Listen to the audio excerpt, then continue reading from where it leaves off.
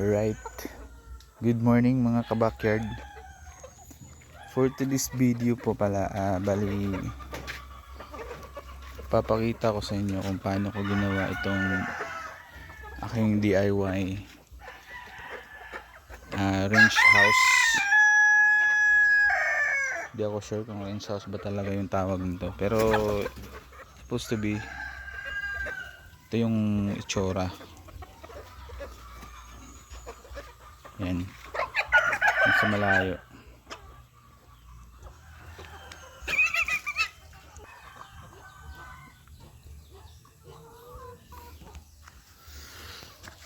Ito naman yung aking cage. Yan.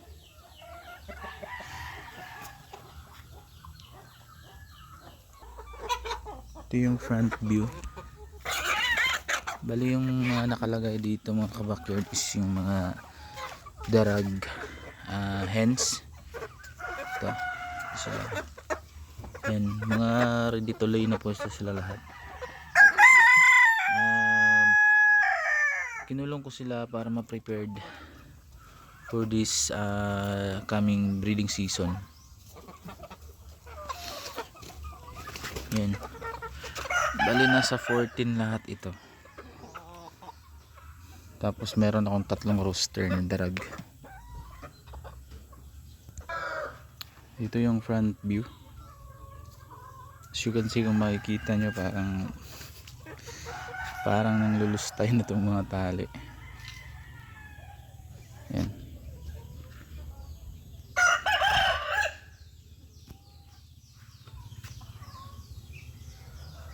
Medyo matagal-tagal na kasi ito mga kabakyard, kaya medyo nang luma na. Nung nakaraan, bali minalas tayo kasi masama yung panahon. Malakas yung hangin, nabagsakan ng puno ng saging. Ayan, meron tayong mga puno ng saging dito. Marami ito hanggang dito. Ayan.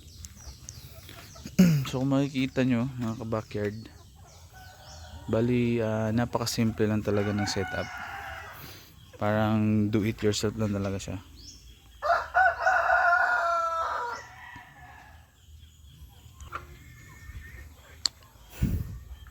Ito pala yung chicken house ko.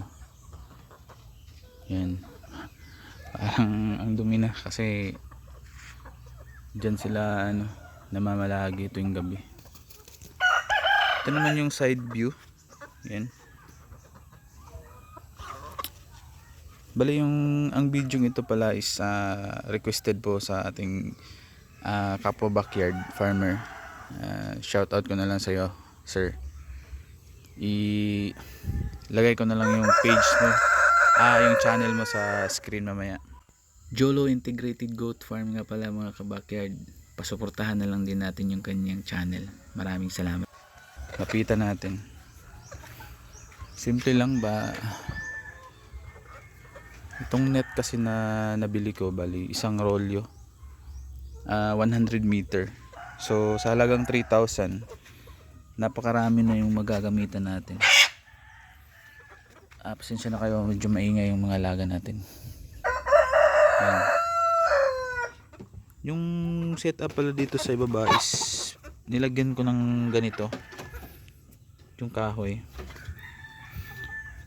Bali yung purpose niyan is parang itutox nyo lang siya sa lupa, ibabaon nyo para yun nga, hindi maangat itong net. Yan. So ang nangyayari, hindi sila makakalabas, hindi nyo lang mahihila yung net. Kung mapapansin nyo mga sir, bawat tox natin is may nakalagay na cable tie. So yung purpose natin yan is itutox natin yung net, tapos itatay natin siya, na hindi natin kailangan na ibaon yung net kasama sa tox kasi sayang din naman yung net, masisira. Baka maisipan natin sa susunod na ilipat yung pwesto, at least hindi pa butas yung net. So sagad yan, galing dito hanggang dun sa dulo. Yan, palibutan natin. Siya nga pala mga sir, kung meron kayong mga slab, yun na lang yung gamitin yung pang-ipit sa net. At least tipid tayo sa oras sa paggawa. hanggang dyan. Kung makikita, no, yan, medyo silaw. Yan.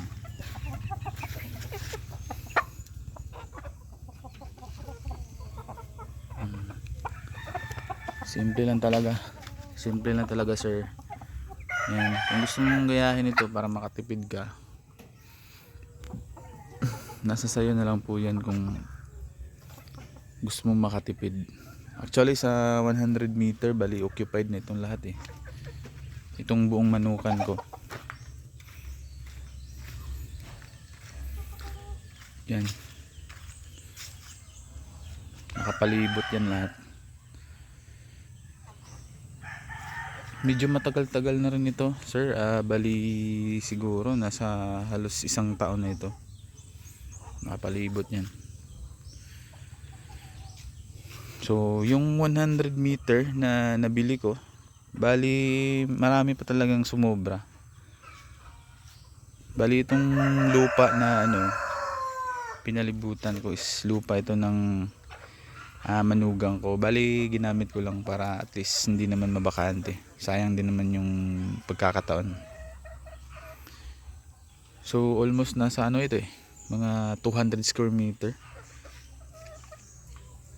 Ewan ko lang kung 200 ba talaga or 100 plus lang. Pero basta sagad na yan. Marami pang sobra sa ano ko, sa net. Kaya ang ginawa ko, ginamit ko siya dito. Lastly bali naka-divide ito eh. Yan. Kita nyo yung parang may bakante. Dito, doon. Doon dati hanggang doon. Bali naka-divide yan net dito. Hanggang doon. Yan. Pero yun nga, nung dumami na sila, kailangan natin silang i-free range. So ngayon yung sobra, yung ibang mga sobra, bali ginamit namin doon sa may ibang side namin doon sa ano, yung sa may likuran ng bahay. Yan. Diyan pala sa loob bali nilagyan ko ng ano, tawag niyan, nis, yung paitlugan natin. Bali 4 kasi dati nakalagay diyan yung mga yung mga lumang stock ko na mga hen.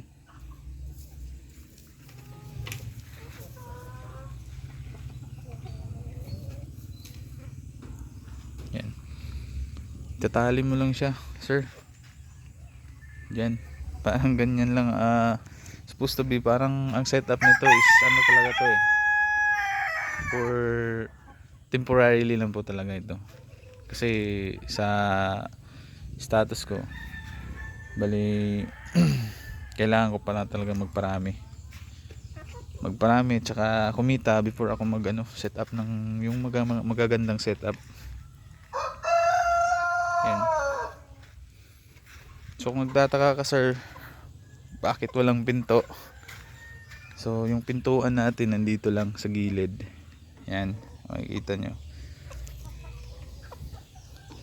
So mangyayari nito, ganito ko lang kung mag-open. Yan. Yan, bubukas na yan sir.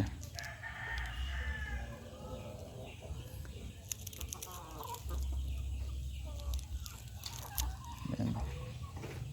Pasok ako dito. Wait lang. Napakadali lang talaga sir.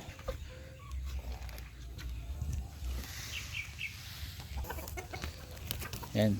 Sinirado ko na. So sa ngayon nandito ako sa loob.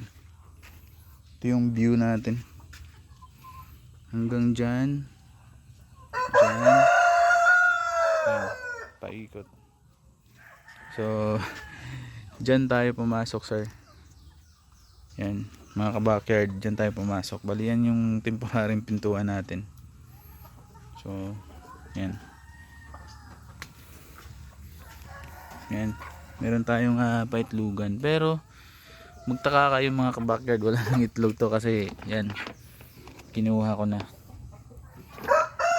Sa ngayon kasi hindi muna ako nagpapapisa kasi nung last time masama yung panahon, pangit yung kondisyon ng mga manok natin, saka kung ipapaano natin yun, So magiging masakitin lang yun sila paglalaki nila. Yan ginawa ko, kinonsumo na lang namin sir. Yan, meron tayong painuman.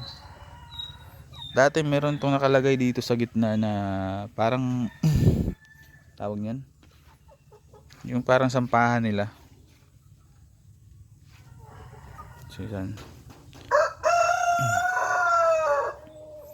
Actually sir, dati nung sinetap ko itong maganda talaga ito eh. Halos ano talaga, pulido. Nangyari lang nung masama yung panahon. Iwan ko lang, habagat ba yun? So ang nangyari, nabagsakan nito ng puno ng saging dito. So kung makikita nyo, parang napunit yung ano natin, yung trapal natin. Yan. Bali dito pala sir, bali bumili ako ng ganito. Iwan ko lang, kalimutan ko na kung anong pangalan nito. Ito siya. Yan. Yan. Shopee ko rin yan binili. Kasi yung purpose ko dito dati is itatali ko sa dulo. So yun lang mga kabakyard. Papasalamat din ako kay sir kasi na-appreciate niya yung ano, siya talaga yung dahilan nito bakit ako nag-video, kasi nga requested niya ito eh. Siya mismo yung nag-request sa akin. So shout out sa iyo sir, maraming salamat. Yan lang po yung ano natin ngayon. Pasensya na kayo, medyo matagal ako naka-update kasi sobrang busy sa trabaho.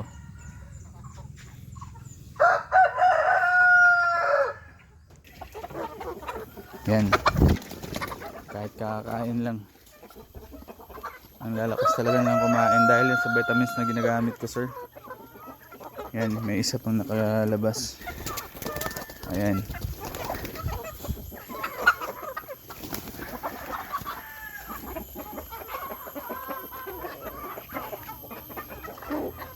Ito yung mga breeders natin, nakakulong yan sila lahat kasi parang hinold ko muna yung breeding season nila kasi nakapangit talaga ng condition. So yan lang po mga kabakyard, hanggang dito na lang yung video natin. Maraming salamat. Please pa-support na lang din po sa ating channel mga kabakyard para updated po tayo sa ating mga i-upload na video. Maraming salamat po.